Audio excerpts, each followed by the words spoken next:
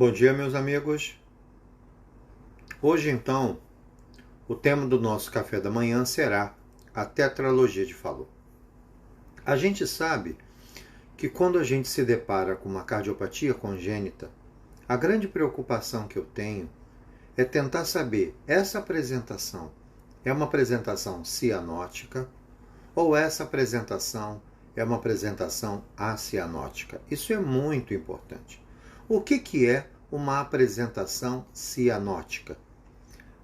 A malformação congênita cianótica é aquela que existe uma diminuição de fluxo em direção à circulação pulmonar.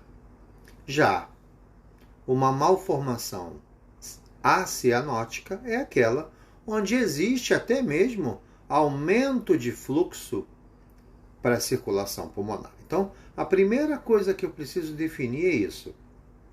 Essa malformação se acompanha de cianose ou essa malformação não se acompanha de cianose? Nós sabemos que a circulação normal, o ato direito se conecta ao ventrículo direito através da válvula tricúspide e o ventrículo direito se conecta à artéria pulmonar através da válvula pulmonar. Isso é um mecanismo da circulação à direita. No lado esquerdo, o ato esquerdo se conecta ao ventrículo esquerdo através de uma válvula mitral e o ventrículo esquerdo conectado à artéria aorta através da válvula aórtica. Dessa maneira é a minha circulação esquerda e a minha circulação direita. Na tetralogia de Fallot, que é uma doença que tem alterações anatômicas importantes, eu preciso entender o mecanismo dessa patologia. Antes de falar do mecanismo dessa patologia, eu queria relembrar a todos que a tetralogia de Fallot, ela é uma cardiopatia congênita bem frequente. Geralmente, 3 a 6 nascidos vivos em 10.000 crianças. Então, a tetralogia de Fallot é algo que você facilmente vai encontrar no seu dia a dia. E essa tetralogia de Fallot, ela pode se apresentar também com outras malformações. A gente diz que a tetralogia de Fallot, ela pode se apresentar de uma maneira mais grave, onde eu tenho a atresia da válvula pulmonar. Então, vamos agora entender um pouquinho o que é a tetralogia de Fallot. Apenas lembrando, tá, gente, que existe uma alteração genética cromossômica na tetralogia de Fallot. Na tetralogia de Fallot, nós temos o que nós chamamos de microdelação do cromossomo 22q11. Essas são as alterações genéticas, cromossômicas da tetralogia de Fallot. Agora, preste atenção numa coisa. Quando eu falo tetralogia, significa que eu tenho 4 alterações anatômicas. E vejam, as 4 alterações anatômicas são causadas por um único problema que a gente vai conversar agora. Então, vamos imaginar que você tem na tua tela o meu corte parasternal transversal a nível dos vasos da base. Ok?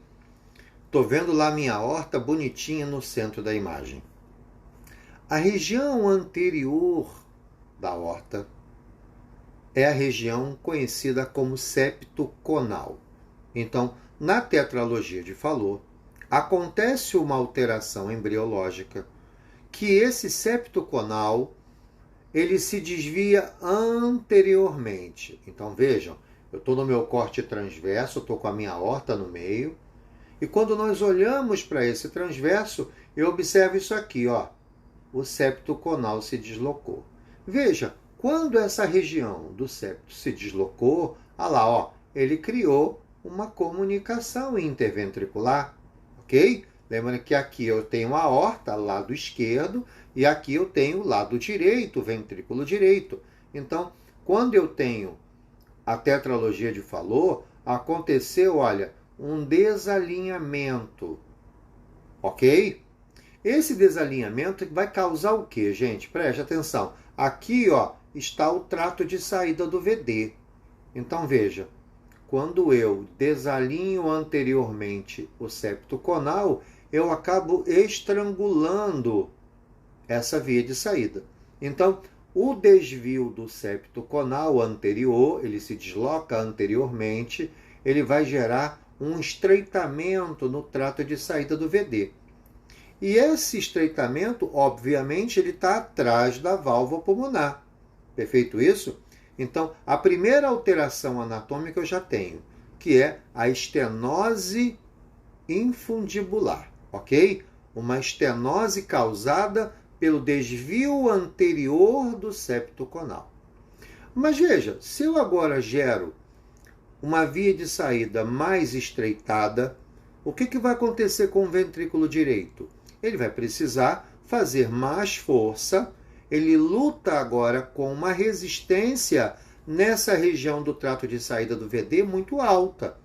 E esse trabalho em excesso do VD, lembrem que o VD ele não está acostumado a trabalhar, ele é uma câmara de passagem, é uma câmara de volume, ele não suporta elevação de pressão.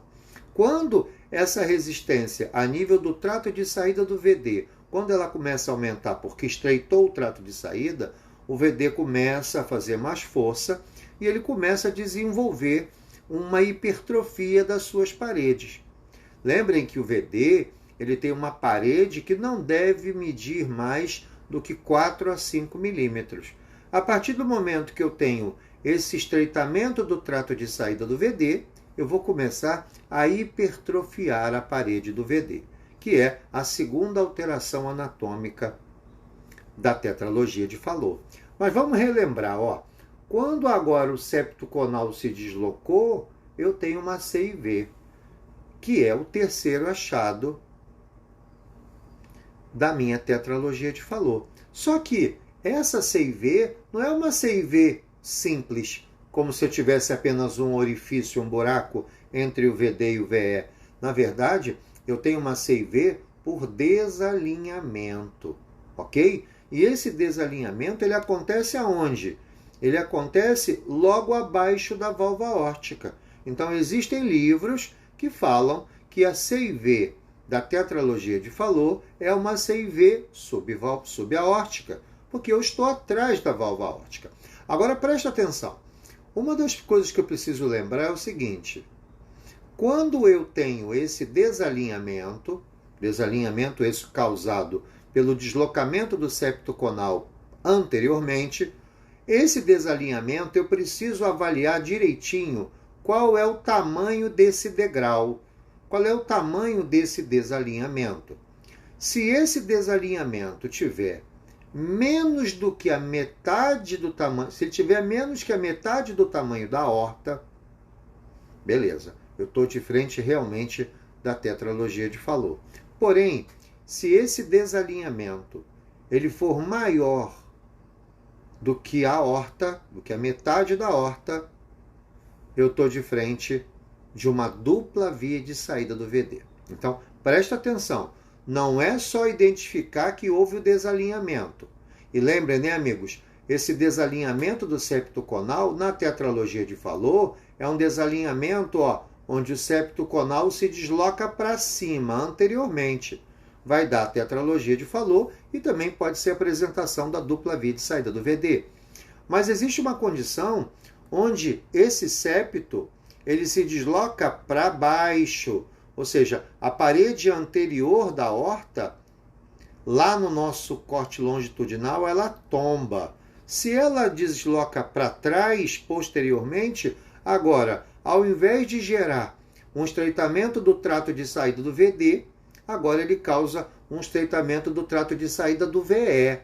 E aí, esse deslocamento posterior vai acontecer na interrupção do arco aórtico. Ok? Então vejam, repetindo, estreitamento do trato de saída do VD com velocidades altas, pelo estreitamento causado pelo desvio anterior do septo conal. Esse estreitamento gera velocidades mais altas, fazendo com que o VD tenha que trabalhar com uma eficiência maior, isso gera uma hipertrofia, e essa CIV por desalinhamento. Lembrando que esse desalinhamento não pode ultrapassar metade do diâmetro da aorta. Se ultrapassar, é dupla via de saída do VD. Agora preste atenção. Olha que interessante. Quando esse septo conal se desloca, o que aconteceu com a nossa aorta? Aqui, ó. Aqui eu estou o ventrículo, aqui está a aorta. Ó. Reparem, meu corte longitudinal, ok? O que aconteceu? Como eu desviei, para onde foi a aorta? A aorta foi para cima da tela, que é direita. Então a gente diz que quando eu tenho a tetralogia de Fallot, eu tenho uma CIV por desalinhamento com destroposição de aorta. Agora a aorta, ela se desloca para a direita, ok? Então vamos lá, de novo. Meu corte longitudinal, septo interventricular, parede anterior da aorta. Deveria estar assim normalmente no meu corte longitudinal. Isso é uma CIV convencional, perimembranosa. Se ela for maior, via de saída. E se ela pegar na musculatura, muscular. Só que agora eu tenho um desalinhamento. Esse desalinhamento gerou o posicionamento da aorta mais anterior. E no longitudinal, o anterior da tela é o lado direito. Ok? Então aí eu tenho as 4 alterações importantes da tetralogia de Fallot. Mas veja, todas elas geradas pelo desvio do septo conal. Perfeito isso? Então, o septo desviou, ele é o causador disso tudo. Ele faz a destroposição da aorta, ele gerou uma CIV por desalinhamento, ele gerou um estreitamento do trato de saída, o que nós chamamos de estenose infundibular, e ele hipertrofiou a parede do ventrículo direito. Agora, presta atenção. Existe uma condição chamada pentalogia de Fallot. O que é a pentalogia de Fallot? É quando nós temos a CIV por desalinhamento, quando nós temos a hipertrofia do VD, a estenose infundibular e a presença da destroposição da aorta. Associado a essas 4 alterações, eu vou ter a comunicação interatrial. E aí nós vamos chamar essa apresentação de pentalogia de Fallot. Então a pentalogia de Fallot é a estenose infundibular, a hipertrofia do VD, a destroposição da aorta e a comunicação interventricular associado com uma comunicação interatrial. Agora veja, o que eu tenho que lembrar? Quando eu estou de frente de uma tetralogia de Fallot, eu preciso lembrar que existem alterações congênitas que podem estar associadas. Por exemplo, crianças com tetralogia de Fallot, 10% delas apresenta veia cava superior esquerda persistente. A gente vai ver o seio coronário dilatado. Em 20 a 25% das crianças com tetralogia de Fallot, eles vão ter o arco aórtico à direita. Pode acontecer associação com persistência do canal arterial. Pode acontecer, amigos, da artéria coronária descendente anterior se originando da coronária direita. Isso pode acontecer em 15% dos casos. Pode acontecer anormalidades tanto do tronco da artéria pulmonar como dos seus ramos.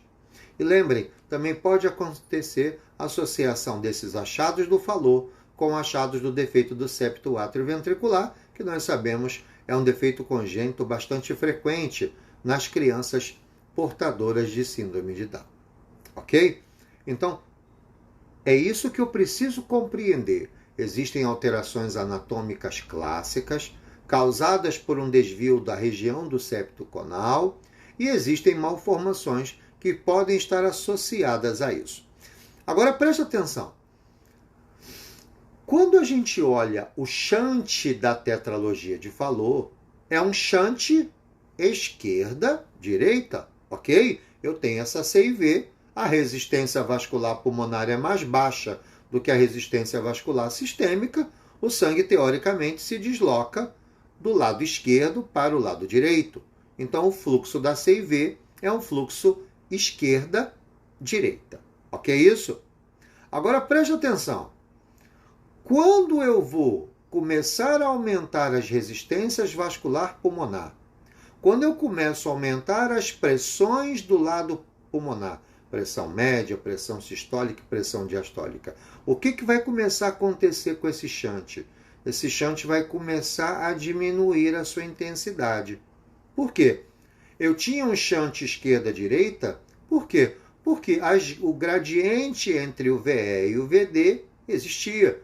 O VE tinha muito mais condições de jogar sangue para o lado direito.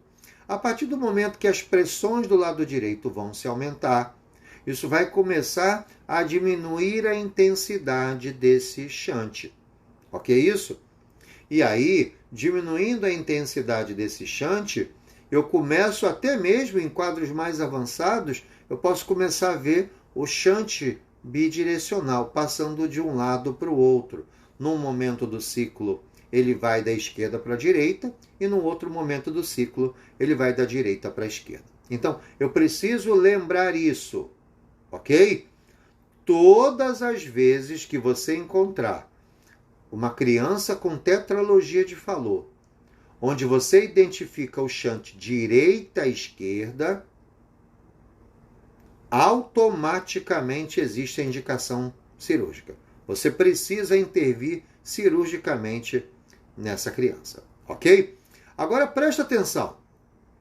Aquele desalinhamento entre o septo interventricular e a parede anterior da aorta, no seu laudo você deve fazer a medida. Traça uma linha a nível do septo, traça uma linha a nível da parede anterior da aorta e mede aquela distância. Como eu falei, se essa distância ultrapassar 50% do tamanho da aorta, isso aí é defeito do septo AV. Desculpe, é dupla via de saída do VD e não tetralogia de Fallot, ok? Outra coisa importante, gente, quando eu começo a olhar uma paciente com tetralogia de Fallot, eu tenho que estudar a intensidade desse shunt e tenho que identificar se realmente aquela turbulência que acontece na via de saída do VD, se ela é uma turbulência característica do Fallot. Lembrem que a tetralogia de Fallot, ela gera uma estenose do infundíbulo. Não tem nenhum problema na válvula pulmonar, apesar que a gente sabe que é muito comum acontecer alterações da válvula pulmonar, seja uma displasia, seja uma alteração de até atresia da válvula pulmonar. Mas, geralmente, o estreitamento do trato de saída é causado pelo desvio anterior do septo conal. E isso é um estreitamento, entre aspas, muscular. Então, nós sabemos lá da cardiomiopatia hipertrófica, quando eu tenho um estreitamento causado por alterações de músculo, ou o músculo engrossou demais, estreitou o trato de saída, ou uma camada se deslocou para cima, quando isso acontece, a gente tem que observar o padrão de fluxo nessa região. Lembra que quando eu tenho, por exemplo, uma estenose valvar, o pico geralmente é na mesosístole. Quando eu tenho um estreitamento causado por desvio muscular, como acontece na hipertrófica, por exemplo, ou também na tetralogia de Fallot, eu vou ter o que nós chamamos de pico tardio.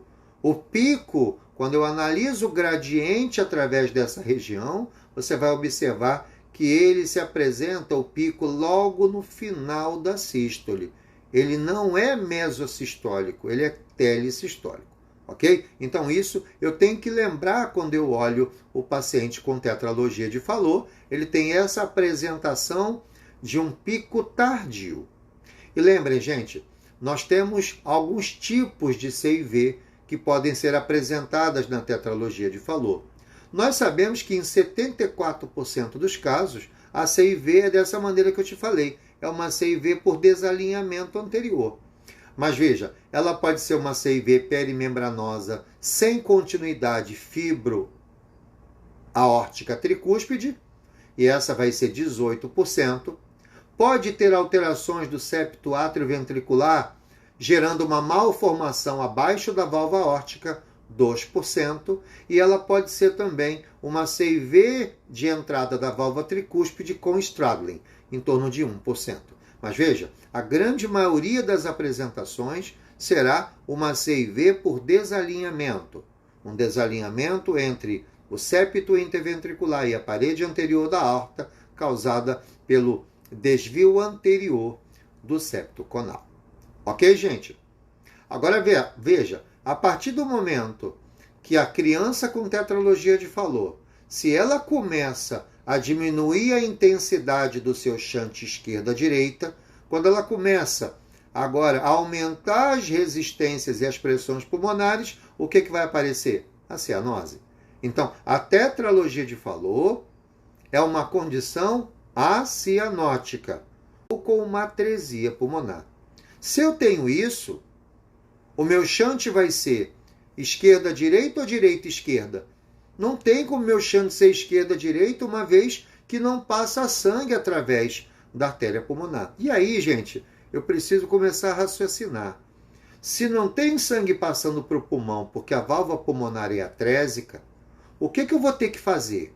Eu tenho que fazer algo para que haja uma comunicação com o sistema direito, ou seja, eu tenho que levar sangue para a artéria pulmonar, uma vez que a válvula pulmonar é atrésica. E aí a criança respira, o oxigênio tem ação vasoconstrictora no canal e ele vai alterando no último trimestre da gestação a camada muscular do canal e ele vai ficando menos responsível à prostaglandina. Veja, uma criança com tetralogia de Fallot, com atresia pulmonar, eu preciso de alguma maneira garantir o fluxo para o lado direito, para o sistema da circulação pulmonar. E aí você vai observar a necessidade que você tem de manter o canal aberto. Só que agora, o canal aberto vai levar sangue da onde para onde? Agora o canal aberto, graças a Deus, vai levar sangue da aorta descendente para a artéria pulmonar. É o único fluxo que vai entrar dentro da circulação pulmonar, uma vez que eu tenho a válvula pulmonar atrésica. Ok isso? Então, repare como a cardiopatia congênita é uma das áreas mais bonitas da cardiologia. A gente tem até uma emoção grande quando fala da cardiologia pediátrica, porque realmente são cardiologistas sensacionais. Coraçãozinho muito pequenininho, uma criança que às vezes não conversa com você, né? Então, é uma área muito bonita da cardiologia e fazer exame para esse grupo de médicos, às vezes, é sempre um grande desafio. Por isso que é muito importante que a gente esteja em total atualização, sempre se atualizando, lendo as patologias congênitas. Lembrem que as crianças apresentam imagens ecocardiográficas muito superiores do que do adulto. O problema é que muitas vezes o ecocardiografista ele não está acostumado a estudar corações menores, ele não está acostumado a estudar a anatomia. O cardiologista de adulto, o colega que faz eco de adulto, ele analisa a função sistólica, a função diastólica, faz speckle tracking, avalia lesões valvares, mas ele não está muito acostumado com riqueza de anatomia, uma vez que a nossa frequência trabalha com 2 a 4 MHz e realmente a resolução deixa um pouco a desejar. Então, é preciso, a partir do momento que a gente se interessa pelas cardiopatias congênitas, um dos livros que devem fazer parte dos livros que fica na sua cabeceira é o livro de anatomia. Porque a gente começa a visualizar muito mais alterações anatômicas. Existem alterações anatômicas mais simples, como uma CIV, como uma CIA, mas existem alterações congênitas complexas, onde apresentam-se várias alterações anatômicas e você precisa entender essas alterações para que você possa fazer a sua conclusão diagnóstica. Ok? Então, dessa maneira, a gente finaliza o bate-papo sobre tetralogia de Fallot e já queria aproveitar, convidar vocês amanhã. Amanhã vamos conversar sobre o defeito do septo atrioventricular, que é aquela doença, aquela malformação congênita que é bastante frequente nas crianças com síndrome de Down. Ok? Mais uma vez, obrigado pela presença de vocês e amanhã a gente se encontra às 6h30 num novo Café da Manhã com o ecocardiografista falando sobre o defeito do septo AV. Um grande abraço!